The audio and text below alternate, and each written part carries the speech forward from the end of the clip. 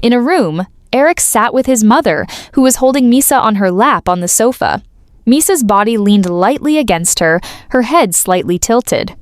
Her eyes were open, yet her gaze was empty, as if her thoughts were somewhere far away from that place. Nearby, Edel stood upright without interrupting, simply observing in silence. His mother began the conversation in a calm tone, informing him that this Wednesday there would be a poetry reading gathering. She added that the attendance would surely be crowded, and a trace of concern slipped into her words. She feared Misa might be startled by the atmosphere. Eric fell silent for a moment before finally responding. He questioned whether it was necessary to force the gathering to be held at their residence. However, his mother's answer was firm. She dismissed his doubt without hesitation. Her gaze hardened as she explained that the people around them were now behaving like hyenas, waiting for an opportunity.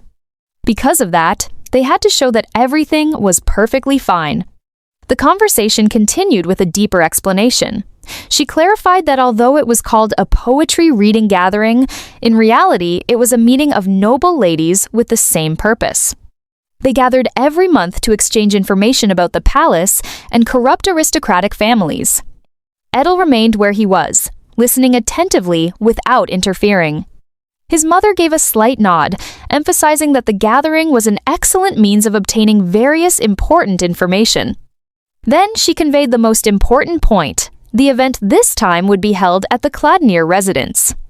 Over the past few days, the atmosphere in the house had indeed felt busier than usual. The greenhouse at the Cladnir estate had even been filled with workers constantly moving back and forth, completing various preparations. But the conversation was not over yet. His mother added that Marchioness Crispin, along with her only daughter, Lacane, would also attend. That made the gathering far more significant. The meeting was not merely a formality. It would become the first encounter between the two families after the broken engagement, a moment quietly anticipated by many people. Of course, they cannot hold anyone accountable for the cancellation, but it is very clear that Crispin's family still cannot accept it. After saying that, his mother lowered her gaze toward Misa and gently invited her to go to the greenhouse, mentioning that the preparations were nearly finished. Misa only murmured softly.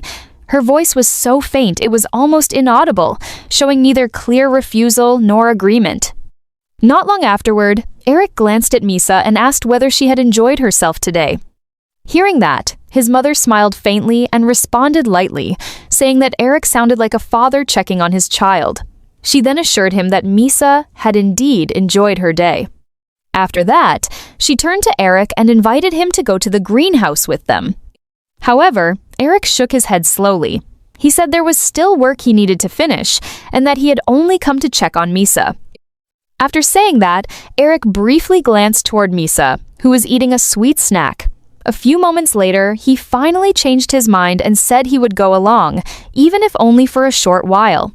Daylight filled the greenhouse with bright illumination. The glass roof reflected the sunlight, making the leaves and flowers appear vibrant and alive. The scent of damp soil and fresh plants filled the air. Workers were still moving about, perfecting the preparations. Misa walked slowly. Her steps were light, almost weightless. Her gaze shifted here and there, following the people passing around her. She seemed to enjoy the atmosphere in her own way, like a small child immersed in a crowd that felt new to her. Her eyes looked alive, observing everything that caught her attention. Occasionally she stopped, as if captivated by something simple passing before her. Several servants appeared hurried, calling for the lady of the house in anxious tones. They quickly approached and showed something in front of Lady Talisa. Lady Talisa shifted her attention, responding with calm firmness, as though the situation was still completely under her control. On the other hand, Misa was not involved. She stood nearby, staring at something in her hand with curiosity. Her fingers moved slowly, as if trying to understand the small object that had captured her interest. Amid the busyness and conversations of the people around her, Misa instead drifted into her own world. From the other side of the greenhouse, Eric walked together with two palace servants. His gaze was clearly directed toward Misa from a distance. He watched her for quite a while and inwardly admitted that seeing her like that brought him a small sense of relief. The anxiety that had been pressing on him since morning slowly began to fade. The uneasiness that had troubled him all day eased, though it did not disappear completely. A short while later, a servant found Misa, who at that moment was alone, absorbed in her own quiet activity. From the side, two servants approached in hurried steps. One of them carried a bird cage with both hands. They stopped not far from Misa and called out to her. Hearing the call, Misa turned her head, her attention slowly shifting toward them. The servant began speaking in a friendly tone, trying to greet her and draw her attention. She asked whether the young lady had come merely to look around, then added that earlier the young lady had not had time to visit their workspace. The words continued without pause. They said they had been waiting for her arrival the whole time, as though hoping Misa would come to them first. But Misa's attention was never truly on the servants. Her gaze was fixed instead on the movement of the bird inside the cage, while the voices around her gradually sounded distant and faint. Misa's face paled.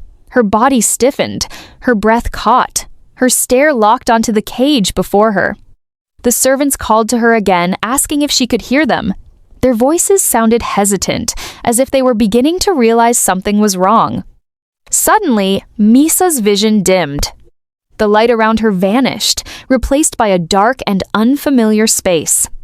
Inside it, shadows of iron bars towered high, enclosing every side. The air felt cold and oppressive. The sound of flapping wings echoed chaotically, colliding within the narrow space. Birds flew wildly. Some dropped downward. Feathers scattered, drifting slowly like cold, lifeless snow. On the walls, splashes of blood were clearly visible. The silhouette of a human body lay on the floor, motionless. Vague, yet real enough to make everything feel undeniable. Amid the panic that began to fill her vision, fragments of an old voice seemed to resurface in her mind, a familiar voice, yet suffocating. "Misa, it seems Mother really did make a mistake." The white bird stared straight at her. Its beak was slightly open. The voice came again, clearer, closer. "Even though it was Mother who made the mistake, she still deserves to be scolded, don't you think?" The white bird continued staring at her. Without blinking, Misa's gaze froze. Her eyes were wide open, her breath trapped in her chest. Memory and reality began to blur together without any clear boundary. Then it didn't stop there. The same voice was heard again. "And because of that, perhaps Mother will..." The sentence never finished. Then the bird let out a loud cry that shattered the silence. The sound was sharp and sudden, as if piercing through the fragile layer of awareness Misa had been struggling to maintain. At the same moment, Misa screamed. Her voice was just as loud, breaking under the surge of sudden panic. Both her hands flew up to cover her face, her fingers clutching at her skin, as if trying to erase something invisible. Her body trembled violently, not merely from shock, but from something deeper, something long buried. It was not simply fear of the bird's cry. It was the reaction of an old wound being touched again. Then her body lost its balance, and she collapsed onto the floor before she even realized it. The two servants beside her jolted in panic. Other servants farther away turned in shock, while the two palace attendants only glanced over with serious expressions. Lady Talisa turned around, her expression just as startled as the servants. Eric's face filled with panic. He immediately ran forward, pushing through the crowd while calling Misa's name. He dropped to his knees and carefully lifted her body, one hand supporting her back while the other steadied her shoulder to keep her upright.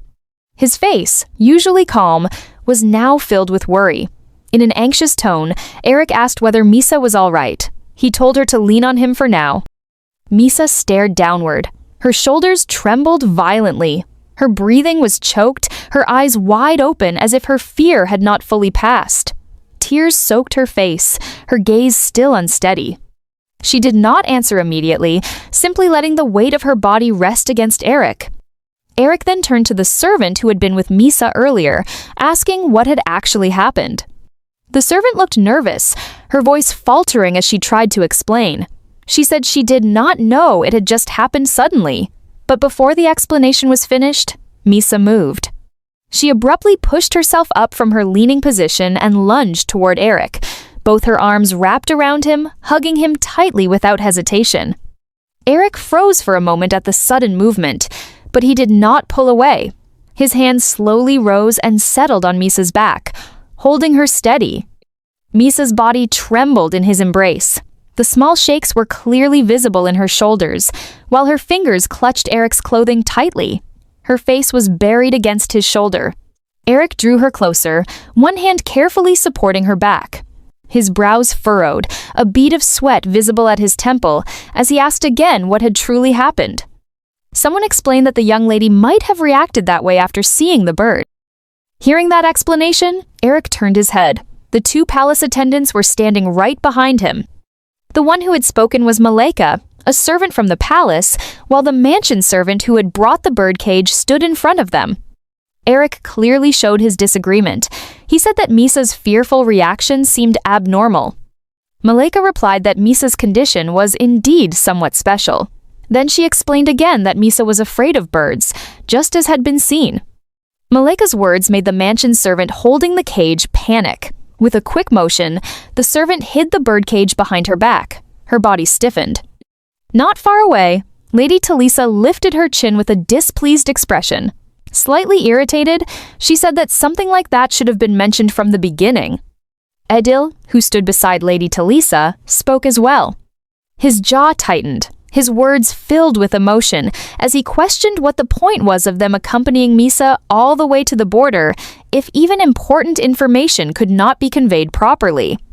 Maleka folded her arms across her chest. Her expression remained flat, without any sign of guilt. With an attitude that suggested she felt no fault, she replied that they took care of Misa every day, bathing her and changing her clothes as if that alone were sufficient explanation. She then added that they did not deserve to be scolded, just for forgetting to mention one small detail like that. Those words made Edil react immediately. Clearly showing his irritation, he demanded that Maleka repeat what she had just said. Behind Edil, Lady Talisa let out a short exclamation. Her face tightened, her brows lowering sharply as she stared at Maleka. Lady Talisa's gaze turned cold. The corner of her lips pulled thin, her expression hardening, revealing restrained anger. Eric was still crouched, holding Misa in front of his mother. Misa's arms remained wrapped around his neck. Eric stayed silent, offering no comment on the tension between his mother Edil and the palace servants. His gaze was calm even as the situation heated. The sound of Misa's soft crying reached his ear. Her shoulders trembled faintly. Eric turned his head and looked at her face from close range, one hand still carefully supporting her back. In a low, measured voice, Eric said that he would take Misa outside first to calm her down. Not long afterward, Eric walked out of the greenhouse while carrying Misa. His steps were steady as he passed through the large doors toward the garden outside. Outside the building, Eric observed Misa's reaction again. His gaze lowered to her face, still resting against his chest. Misa's face was flushed from crying. Her eyes were wet, small sobs still slipping between her breaths. Meanwhile, her fingers clutched tightly at the robe Eric was wearing. Seeing her condition, Eric's thoughts drifted toward a possibility whether Misa also could not eat roasted quail for the same reason. After that, Eric spoke in a calm but firm tone. He said that from now on, no bird dishes would be served at the table. He also added that all the birds in the greenhouse would be removed. As Eric walked through the garden, Misa's hand, which hung loosely at his side, moved and swayed gently. The motion made Eric stop walking. He turned his head slightly, trying to understand what Misa wanted. Eric then asked whether Misa wanted to go to the garden, though he also reminded her that there might be birds flying around there. Misa did not answer immediately. Her lips moved slightly, only a faint murmur slipping through her still uneven breathing. Eric glanced toward the garden for a moment, then spoke softly. He said they would go there. As he walked toward the garden while carrying Misa, Eric's thoughts moved calmly. He realized that Misa seemed to spend her days almost entirely inside the mansion. His memory found only one exception occasionally, when his mother took Misa to church. Before long, Eric was seated on a garden chair with Misa still in his arms. The wind blew rather strongly, leaves drifting through the air around them. Eric told her not to worry and to just rest. Misa remained in his embrace. Eric lifted one hand and carefully wiped away the remaining tears at the corner of her eyes, then said he would drive away any birds that came near them. Misa's gaze fixed directly on Eric's face. Her eyes were still damp, but her crying had subsided. Her lips were slightly parted without sound. Eric spoke again in a calm tone. He said that if she fell asleep later, he would carry her back to her room. After that, Eric lifted his head and looked around. His gaze moved left and right with quiet vigilance, as if making sure no birds were approaching. In Eric's arms, Misa's eyes began to grow heavy. Her eyelids slowly lowered. A few moments later, her eyes closed completely. Her breathing became calmer, her body resting more lightly against Eric's chest. Footsteps approached across the grass. Eric turned his head. Someone appeared in front of Eric and Misa, greeting him lightly and remarking that Eric was taking a stroll with the young lady. It turned out to be Embrick. With a smile, he said that the two of them looked quite affectionate together.